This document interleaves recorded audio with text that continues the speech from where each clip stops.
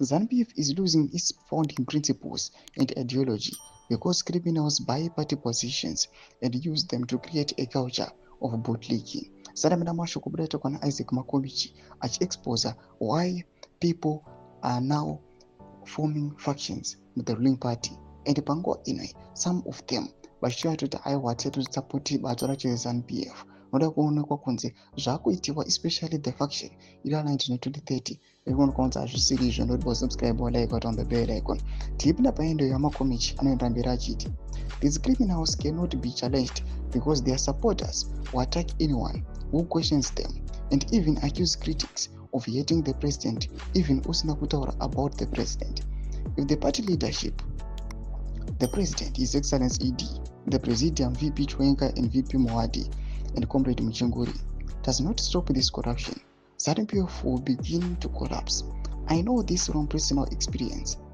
I, Isaac Makomichi from Mashingo Eben, when I asked about the 2030 slogan, I was expelled without any disciplinary hearing or a letter, showing the party now operates like a mafia. In short, corruption and sycophancy are destroying ZANU-PF's original values and could lead to its downfall. Timu remari iri nemabootlickers vazonyanya kurasha gwara remusangano. Kare zvainzi asingazivi ngaadzidziswe.